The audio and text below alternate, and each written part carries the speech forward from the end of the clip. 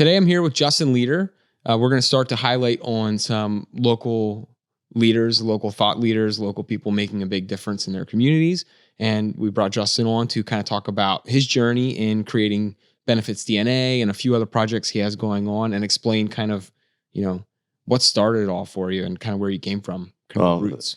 Thank you. Thank you for the invite. As you know, I'm a big fan of everything y'all do. So it's an honor to be here and share. So let's start from the beginning. We'll just go real cliche. Yeah. What really you think along your journey was the thing that set you on your course of doing what you're doing now with BenefitsDNA? And then we'll get into kind of what BenefitsDNA does. Yeah. I think about this and I had a thought the past week about just entrepreneurism in general and that spirit. And I was trying to think because I've always hustled to some extent, but I thought back, way back when, what was the first entrepreneurial thing I did? And it was literally in fifth grade. So in fifth grade, Mr. Norman used to hand out for good behavior and stuff, these little bingo chips, and you could cash them in for candy. So I had this bright idea. I had this old Matchbox case, and I created a bank, and I would hold other people's bingo chips and charge them interest over time for those bingo chips so I could get more candy. But I think I've always had some entrepreneurial spirit.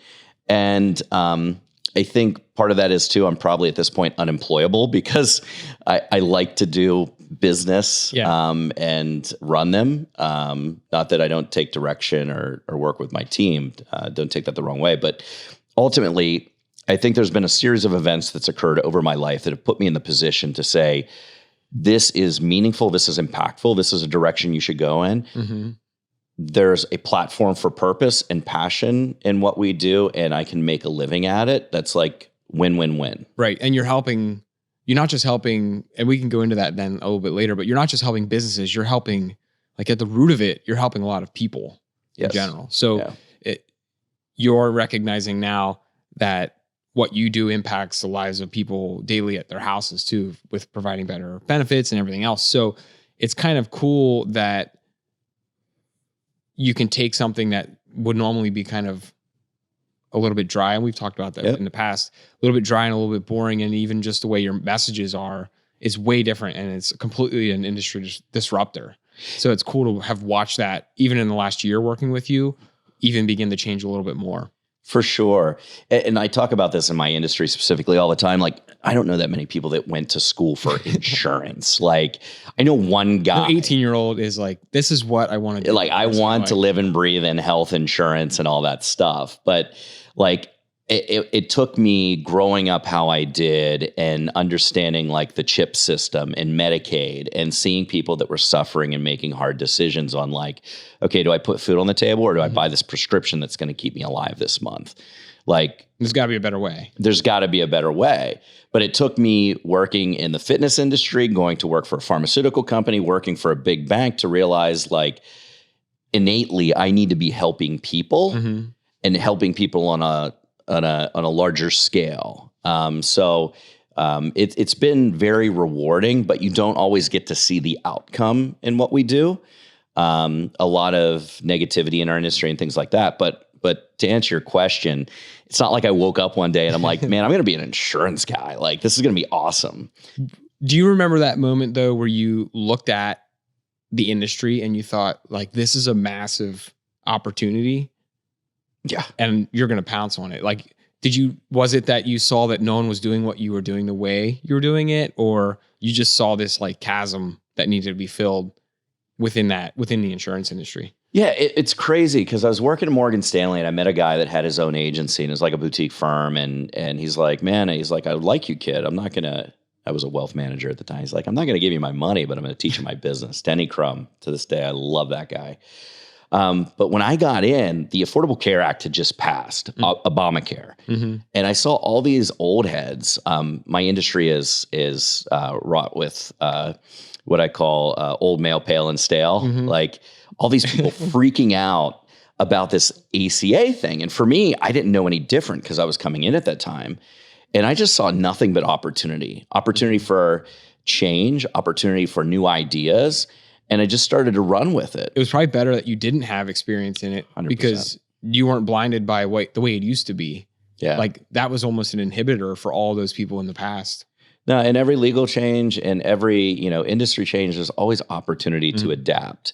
You and I have talked a number of times about AI. We just got done talking about it. Literally, the introduction of AI and what's that going to do? And rather than freak out and have that knee-jerk reaction, it's like, okay, what is the opportunity that lies within this change? And it's going to change every industry. So from insurance to marketing to you name it, medical diagnosing, everything's going to change. It's just a matter of how they react to it, just like ACA when it came out. Yeah.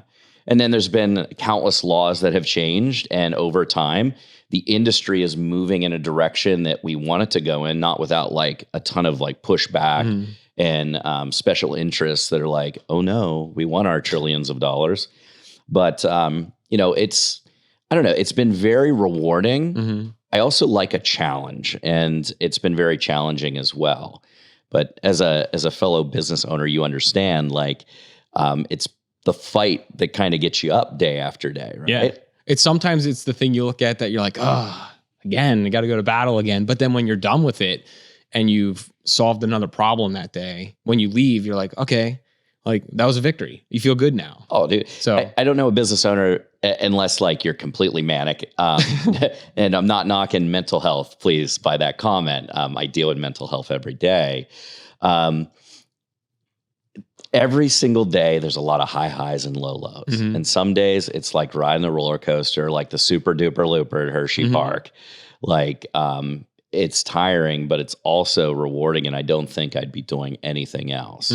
Yeah. And once you get a taste of that, like you just said, you're like, I don't think I could go back to work for anyone else now. And once you get a taste of being able to kind of control your destiny, or not your destiny, but you can control what you're doing daily, weekly, monthly. If you want to change something, that's up to you or your team around you. And once you get a taste of that, it's kind of addicting in a way, because you're like, oh, well, if we just try this over here, you might fail, but you might be wildly successful or help a lot of people in the meantime. You do. You learn a lot about your business, but I think even more so, you learn about yourself, what you're made of, and you also learn what you're. It's good character builder. It really is. You learn what your limitations are, and you build your team around those limitations to be able to fill those holes if you're smart, right? Not everybody. That's like the 6 Working Geniuses. Did you? Yeah, Pat Lencioni. Like, we read that book, and right after you invited us to the Live to Lead. Yeah. And it was like a game changer within our organization. Yeah, so. Shout out to Steve Goebel on the introduction, Kirsten Urich for the Working Genius. And I use that with my team. We had an intern come on here recently, and I used it with him because I was curious, where he'd fit into our whole dynamic. But in this process of building a business, I've learned a couple of things, 2 of them which not only more about who I am and my character and how this fills a void that I have in my life, but also it's allowed me to be a better storyteller because people want to understand what is the story. They don't want to be sold. Right. People love to buy, but they don't like to be sold. A lot of businesses make that mistake where they go with their logo and their building or whatever, and it's buy from this business, buy from this entity, not buy from Justin Leader or Kara and Brett and Joe and I and Cody. They take especially smaller businesses of our size, they take the approach of, well, this is what this big company's doing, Target, whatever, pick the big company. We're going to follow the lead of them. Well, it doesn't work for a lot of smaller businesses because there's not that personal, it feels cold. Yeah. And a lot of what you're doing doesn't feel cold now because the things that your team's doing and you're doing is getting like Justin Leader out there to talk about, whatever it is that's changing your industry. And it makes a big difference because you're the guy that they're coming to. There's a lot to unpack there. So I wrote a blog a while ago called The Survival of the Sincerest. I think with the culture that exists in the United States now, everybody is seeking sincerity because there's so much fake crap that's out there. It's so easy to pick out too. And it is a lot easier than it used to be. And on a long enough, the common denominator of all things is time. I say that time and time again. On a long enough timeline, you're going to find out somebody's sincerity and what their intentions are. But I've worked for Fortune 500 companies, and I know a lot of folks that end up hiring those companies, and they get really disappointed because they just become another number in a system. So for me, we don't have any private equity investment, no venture capital. Like, it's all self-funded to build our business.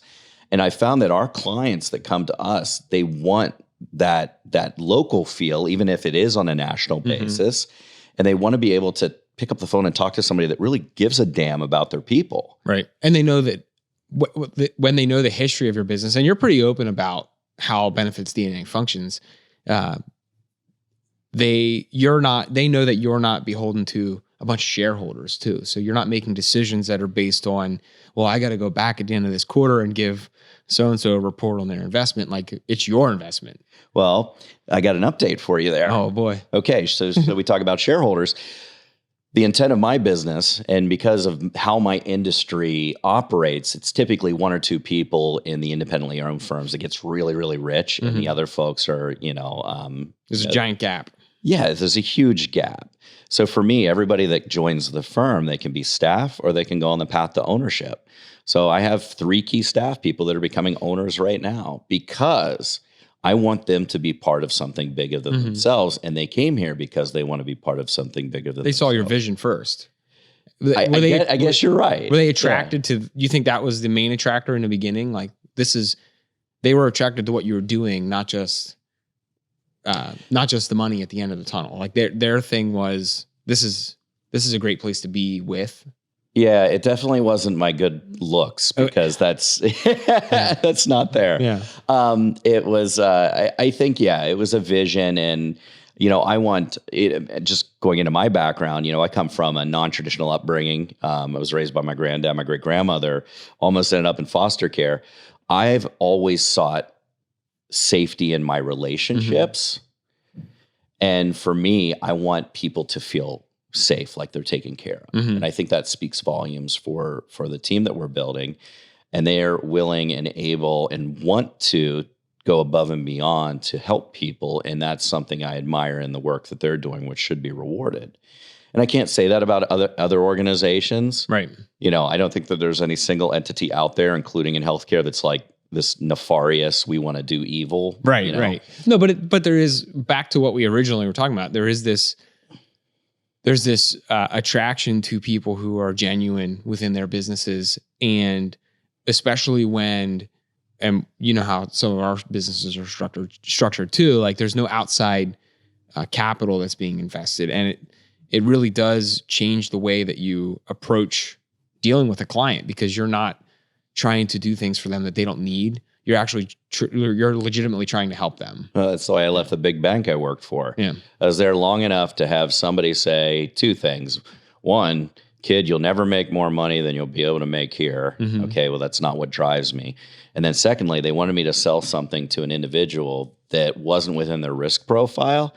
I put in my 2 weeks notice. I'm like, and maybe that's a little too punk rock, but I'm like, I don't need you, man. Like, right. I'm out. And one of the best decisions I ever made. So yeah, it's been a fun journey, and I'm excited to expand upon that. And what I love about business is you get to pick and choose who you work with. So like, even when I met Lead Lamp, you guys were starting to build out your clientele, and I'm like, these folks care about what they're doing. They're really cool. They have great ideas. And I got jazzed about that because I know I have a voice, but I needed like that megaphone to get that message out in a bigger audience. No, and it's been great. It's been a lot of fun. There's been some crazy moments here in the studio, even having you in. So it's been. I'm very afraid of the day that the video of me comparing the U.S. healthcare system to the war between the Bloods and the Crips gets out there. I've learned to get a better night's sleep before I get a microphone. I think there might be someone in your organization that might have that clip too. I believe it. I believe it. We'll just save it for a rainy day. Yes. But okay, so let's kind of transition into. We talked a little bit about how you were identifying, and we're jumping around, but we talked about how you identified that need in your industry. But like, go through what it took to make you launch BenefitsDNA as it is now, like the story behind the name, and kind of like the launch, hitting the launch button on BenefitsDNA. Oh my God. Like, I go through like a a wave of emotions. And I think some people have that entrepreneurial bug and they're like, I'm going to go out, I'm going to do this. Like nothing's going to get in my way. For me. And that's an amazing thing to watch too. Cause you know, we have one of those in our organization that is just like, you're not going to stop it. If the idea starts, it is a freight train. It's not stopping. Yes. So I'd like to think of it not more calculated. I just was more cautious. I think part of it is coming from a background where like I watched my grandfather lose our family home. Like I saw poor money management and I knew that I always wanted to have a family. So for me, it was like building that structure, that foundation. And I'm going to say something that every single business owner I've ever met says, I wish I would have done it sooner. And I feel that now, but I also have to appreciate and value that everything happens on its own timeline as well.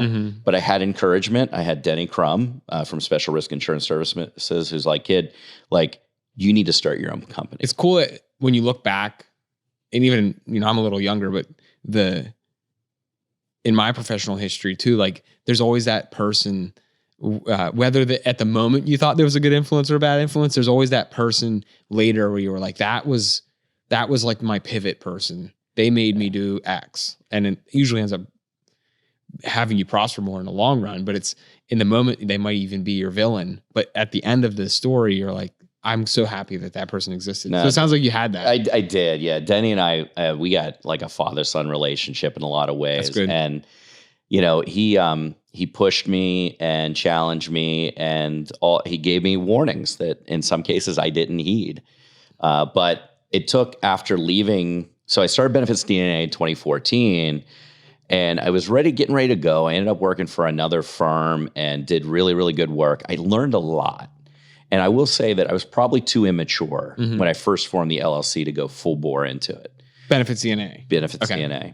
But I started to acquire knowledge. I started to learn from others. And then it took a series of unfortunate events in order for me to say, I got to double down on this and punch the gas. And it was a letdown in some business relationships that I had and personal relationships that really put the light, lit the fire into my rear.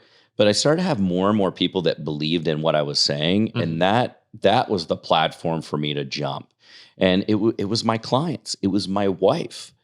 I have a letter that she wrote to me the day that I said, I'm going full bore into this. I hang it above my desk. I'll take it with me till the day I die. I owe those people a lot. And now I'm just so thankful and grateful. And it's so hard to do. And I know I just met Jelly Roll this week, right? CMA recording art, like new artist of the year. You were texting us pictures. I was a little jealous. Yeah. So his song, Son of a Sinner, he says, I took the rear view off of this old Ford because I only see in front of me.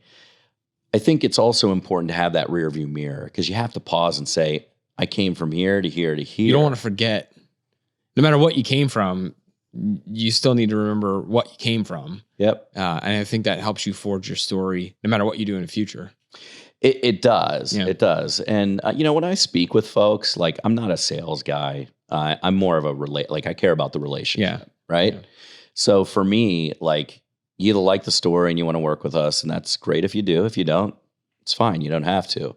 But like I want to leave them with something. And what I leave them with needs to be hope or some emotion or some want, to move in a way like the direction of continuous improvement as opposed to complacency. I want to leave them with something. And they may not like me or like the way that I present myself as well. Yeah. That's okay too. Then you need to know to move on. Like I need to know, what am I doing? Do I smell bad? Like if it's a bunch of them, then you need to look at yourself. Yeah. Yeah. Okay. So let's get back onto the BenefitsDNA thing. And I told you the meaning of this is not to sell BenefitsDNA. Yeah. This is an interesting story because you even have it to the point where like BenefitsDNA is it is ingrained in you. So what is like, how did you come up with the name for BenefitsDNA? Cool. What was like the that catalyst for getting it probably past that vision in your head to like, now I'm here. I've hung my shingle on the side of the building and this is now, I'm doing this. This is my business. Well, it started with a tattoo. Mm-hmm. I have a tattoo. I have a half a sleeve. It's I was an undergrad in pre-medicine. That's what my undergraduate degree is in. So I'm like a science nerd. Okay. I got an obsession with DNA. Maybe it's because we all saw Jurassic Park at an early age. I think that's what. Yeah. Or I don't know who my real father is. So I've always had this interest in DNA. But I got the Virgin Mary tattooed on my arm. And instead of the Sacred Heart, I replaced it with a DNA strand, because there's one theory in genetics that ties in religion and science, and it's mitochondrial Eve. So mitochondria, powerhouse of the cell, the DNA that's contained within can be tracked back to one single maternal source. So whether it's evolution or religion you believe in, that theory. But I started thinking about the benefits world, and I started thinking about clients, and I'm like, every single client has a unique DNA. Like if you've seen 10 dental practices, each of the dental practices, they clean teeth, they repair teeth, right? But each one has a different culture, right? Every business has different needs financially, their employees, the culture is different. Culture in Lancaster, Pennsylvania is very different than a client that we have in Kansas, right? Their benefits are going to be structured differently. There's different players. So what I get sick of is seeing this cookie cutter approach where people come out and they're like, I got the silver bullet solution that's going to fix your healthcare woes. I've even gotten and it usually probably does short term. Maybe yeah. not. Because we've talked about that, but like a lot of times you'll get into what these plans look like, and then a year later, you're like, why are we in this plan? Yeah. So anyways, we're getting off track. So BenefitsDNA, that was the culmination of like you almost have to be a forensic scientist to understand what's going on in a health plan. You need to get down to the granular level, and then you need to build that plan specific for that employer that you're working with. I like that, because when you said, the dentistry, that speaks to our heart, because that's where we originated from. The cool thing about that is when you look at it from an outsider's perspective, like, oh, it's just another dental office. It's the same as that other dental office. It's the same as the one down the street as well. But like you said, you need to have a forensic scientist that goes in. If I look at a piece of DNA from someone that I know and then look at yours, I'm going to go, oh, okay, great. Same DNA. It looks the same. Yeah. But when you get that scientist involved or that professional involved from that industry, and that could kind of apply to marketing too, like anyone who's an expert in their industry, when they take a closer look at that business, that specific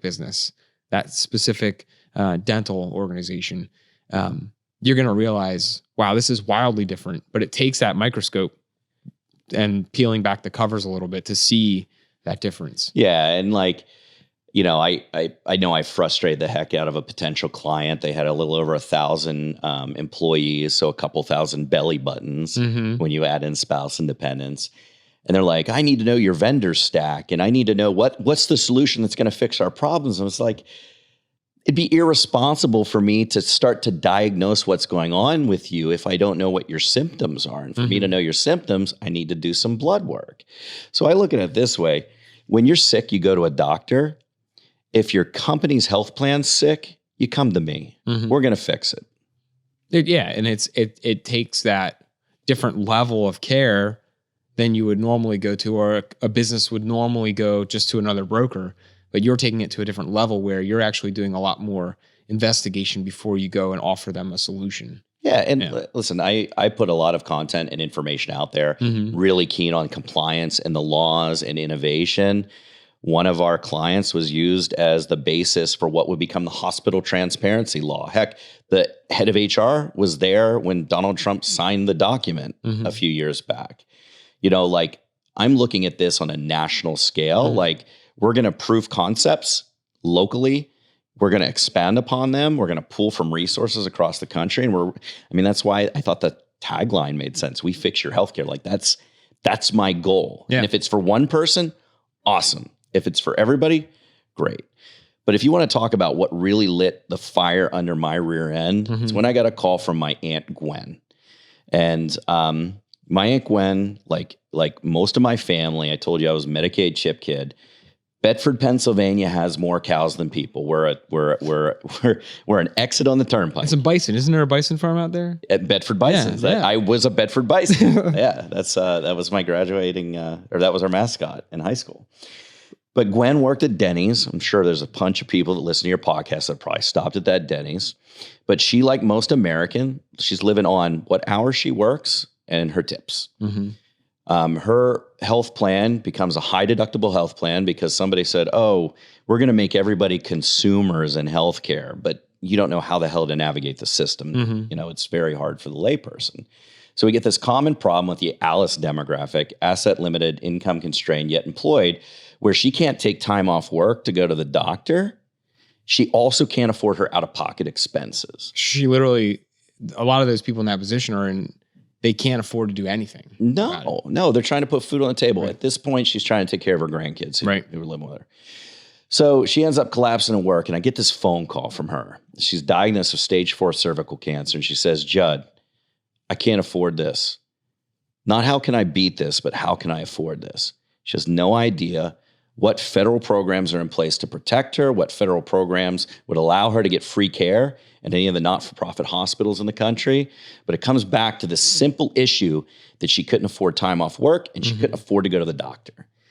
Until we fix that, we're going to be a disaster. Mm-hmm. So that lit the fire under my ass to say, this is now personal for me. Was that after you started or before you started? It was after I started. Okay. Yeah. So now there's a real close, it's a close relative that's a big motivator for that. And unfortunately, she's dead. Yeah.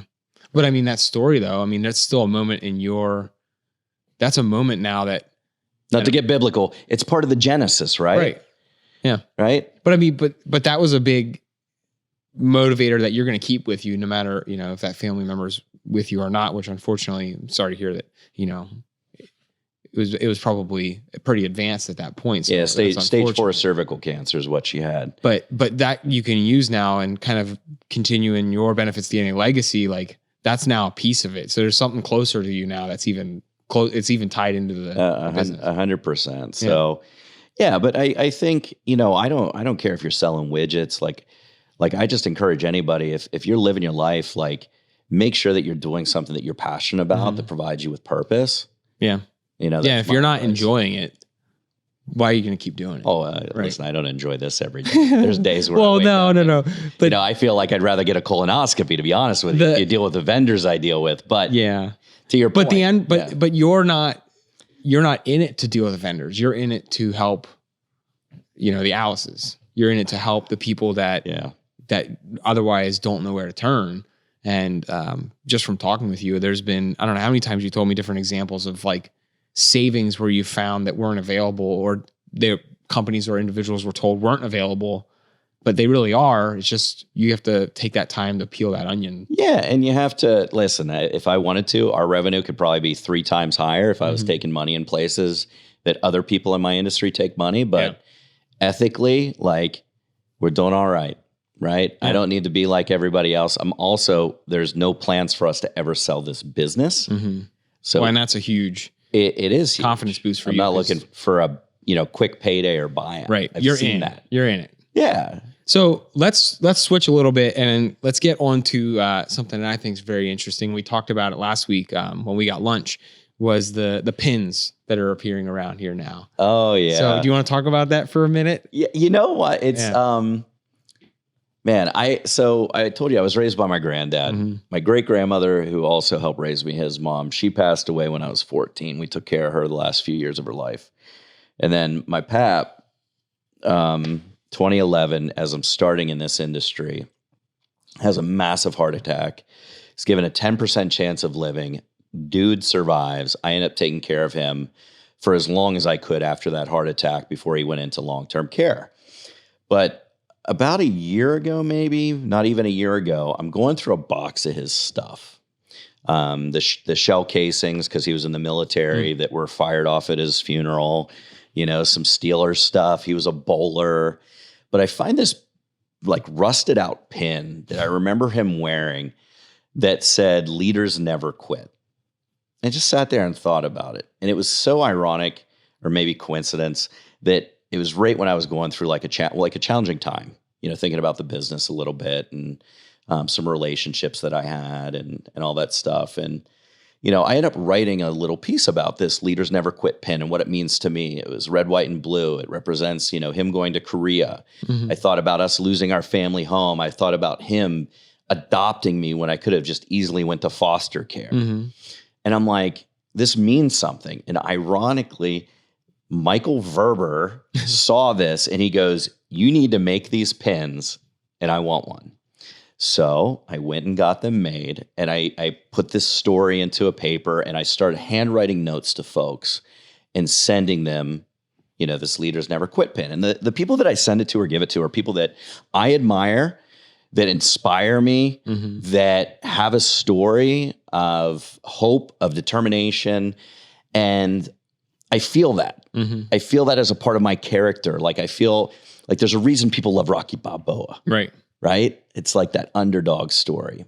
You want to root for that guy. You want to root for the underdog. Yeah. And I have my business partner, Mike, said to me like not too long ago, he goes, Justin Leader, he goes, loved by many, underestimated since birth.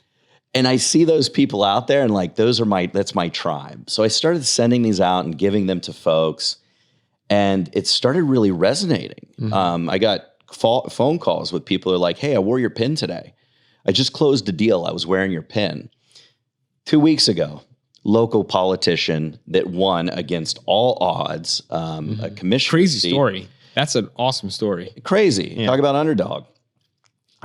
He ends up getting to introduce Joe Biden, the president. He goes, hey, turn on the news. Here's a couple pictures. I was wearing your pin. And I'm like, oh my gosh. Yeah. Like, and it was the day, I think it was the day or the day after that we had just talked. So you're blowing up my phone. Well, like, holy cow, this is legitimate. Like you're not joking about this. Well, you talk about definitive moments. So I was at the Pennsylvania State SHRM Conference, Society for Human Resources Management. I've been on the council for a number of years, and I ended up giving one of these pins to Steve Gilliland.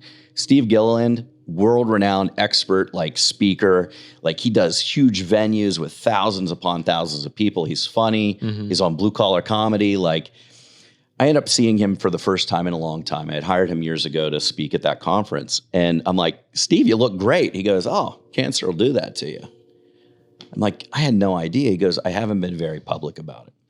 So I gave him one of these letters. I wrote a little thing, gave it to him, and I get a call from him. Now, here's a guy that makes $10,000, $20,000, $30,000 for 1 hour of his time. And he's meeting how many thousands of people a week? Well, he gives me a call and he goes, are you selling books yet? And I go, what? He goes, are you speaking on this yet? He goes, listen, if you're not, you're missing an opportunity, not only to, I think, do something that you'd probably be good at, but you're missing an opportunity to help a lot of folks. He took it out of his time and he said, you need to, take this out on the road per se. So he hooked me up with a booking agency that he works with. And that day I bought leadersneverquit.com and I'm like, all right, so there's something here. Yeah. So the other person that I'll thank for the push in the tush, which may be an illegal NFL maneuver in the future, by the way. The tush. We'll find out. Yeah, not this season though. Yeah. You're hoping it is though, because it's an Eagles move. Oh, well, I'm in this Vistage peer group with Kirsten Urich and Rebecca Richwine. She's a SVP of operations for a big company called Marikey. And she's like, listen, I deal with people that do consulting and behavioral health services for foster kids, for kids across the country, and folks that don't end up where you're at, but they're trying to help them. They don't get to see the outcome. Would you come speak to them about, your past? And I was like, okay, I'll do this. So she had me come in with like 40 people at a local meeting, and I talked about the reason that I was raised by my grandparents. I shared about the fact that my mom had left and left me abandoned. She couldn't hack it. She had me too young. And how my grandfather took me in, and then experience when I did live with her that I saw physical abuse from a man she was married to, not only abused and beat her, but beat me, and then sexual abuse that occurred at the hands of somebody I was left with. And I shared this story with these folks, And it was important for them to hear it, I guess, from what Becky had shared with me, because they get burnt out because they genuinely care about the people that they're trying to help, the families, the kids. And it was really important for them to see the outcome on the other end. Mm-hmm. So since then, I've started sharing my story after having folks come up, essentially like being like, this is really meaningful. Mm-hmm. Sharing stories about suicide and depression and, alcohol problems and things like that. So for me, it gives me not only a therapeutic platform to share a story that I think is meaningful, right, but the ability for other people to relate and feel like they're not the only one. And I'll quote Kirsten. She told me once, she goes, "Your story could be the key that unlocks someone's prison." And I will never forget that. Yeah, and I will never miss an opportunity to maybe leave some sort of impact on somebody I'm talking to. Yeah, because you don't know what that person's going through in that moment. No. And just talking with them for 15 minutes could make a huge difference. Could change the whole trajectory of where they were going. Well, can I give an example? Yeah. Let me give a story. So I was an RA in college. I didn't think that I'd end up in college. I ended up tagging along with a buddy that was getting recruited for football to California University of Pennsylvania. Well, I'll try this school thing out. Yeah. I'm like, what do I do next, right? Do I go do a trade? Do I go to this college thing? I don't know. So it was funny. A campus tour guy saw me sitting there by myself, and he's like, Are you here for a tour? And I'm like, nah, my buddy's getting recruited. He's like, well, let me give you a tour. Paul Burns. So I end up applying, and I get in with horrible grades in high school. And I become a resident assistant, and, I got an open door policy. I like it because I get a room by myself. They pay me, and I don't have to pay for the room because I'm paying for college myself. Mm-hmm. There's this guy who was picked on and ridiculed, gay kid on my floor. I was in like the jock dorm. Robbie was a unique guy. He was passionate about baton twirling. It was his thing. It was like nothing for him to light these batons on fire and go out and do like all his moves. But he was spit on. He was picked on. People ridiculed the hell out of him. And one day he came in and just sat down because I had an open door policy, and we just talked for a while. Flash forward a decade. I get this Facebook message from this guy, and he's like, "Hey, are you Justin Leader that was the RA?" I'm like, "Maybe. What's up?" He goes, "Depends on what you're asking for." Right? Yeah. Did I write you up? Like, did I ruin your college career? Did I yell at you? Like, whatever. But he goes, "Hey, I want to let you know, there was a time I was planning on, committing suicide. And I was just about there. And I stopped by your room, and you talked to me like a human being for like an hour. And I decided not to kill myself." And he's like, "I've been meaning to tell you, and I should have told you sooner, but thanks." Mm-hmm. And I'm like, Jesus. That's just, yeah. I mean, how do you even reply to that? You don't. Yeah, you don't. I asked him what he's into now, like what he's doing, like what he's done since then. And him and his husband adopted a kid. Yeah. And gave, the kid a love. And that was we talked about in our email last night to kind of prepare, like that was a pivot moment for him. That was a pivotal moment that now that conversation could have sparked all these things that have happened now in his life just from that time you spent. Dude, it's life is so interesting. And I'm thankful for the journey, no matter how hard it's been at times. But it's that stuff like that like you don't even know that you do. Yeah.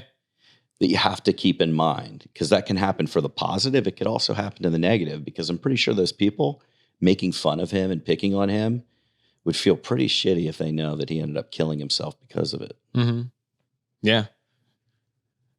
You never know what the end outcome of any interaction will be. So you just try to make sure it's the best interaction. Yep. And that's what I hope for my kids too. Yeah. I'm sure for your kids as well. Hopefully, yes. That's the good thing. That's the dream. So yeah. Okay. Well, I mean, we went way deep on a lot of this, which was good. It's kind of the idea of this podcast is to just start uncovering people in the area that are making a difference. And obviously you're a testament to that. So as we kind of wrap up here, do you have you imparted a bunch of good quotes and wisdom on us here today, but like, is there one thing that you would tell anyone who's thinking about like wanting to start a business or just doing something in the area that could make a difference in someone's life or an organization's well-being, to just make that move. Like you were kind of talking about that earlier, like just do it. You're going to regret it for the years later that you didn't start at that time. Yeah. I'd say you're probably going to be afraid. You're probably going to be nervous, but embrace it and run straight into it and try. And then on the flip side, listen, because there's a lot of folks that gave me great advice over the years that I didn't take. And I didn't realize it was good advice till I learned that lesson myself. You're going to go out and you're going to find out you're going to get a lot of really horrible advice as well. But inaction will lead to you having regrets. So be a person of action. There's a lot of thought leaders out there. My good friend, Julie Selesnik and Karen Handorf, they're attorneys. We talk about this all the time. Ton of good thought leaders. Be an action leader. Actually do something. Yeah. What's the thing I forget the quote exactly, so I'm going to butcher it here, but how many self-help books are written every year? Oh yeah. And like tens of thousands. Right. Yeah. And how many do you have that you've bought that you don't even finish? It's just, in the moment they're easy to grab and buy and think that that's an easy fix, but you're not really taking any action on it. So like, just kind of like the Nike slogan is just do it. Like just put it to work. And don't minimize what that impact is. It could be at the dinner table. It could be in your business, right? It could be somebody on the street that you meet. But if you can be anything, be kind, be good, but take that action to actually do it. And I'll leave it on this too, as my closing remark is, there's a lot of people that have probably maybe not done exactly what you're going to do, but have started businesses and have success, or have had failures and now have success. And for the most part, when you talk to them, like they want to tell you or guide you on don't do this, do that. And there's a lot of help that's out there just from talking to other people. Like if I call you up for a question or something, it's we want to help people who are also starting out and take that knowledge and take that help from those people. Oh my God. And even the public speaking thing, but it was like 6 years ago, Lee Rubin, who was a defensive captain for Penn State, hired him once to come speak at an event. And he goes, Justin, if you want to speak more, speak more. And it's like, that makes so much sense. Right. Yeah. Right? Quit thinking about it and just go speak more. Go speak more, right? But no, it's awesome to be in here today and spend some time with you. I love everything you guys are doing. And I hope that this message, reaches some folks and helps to change their life. Yeah. Well, thank you. We appreciate you being the inaugural guest on our new format too. So it'll be great. Hey, happy to be. Cool. Thank you.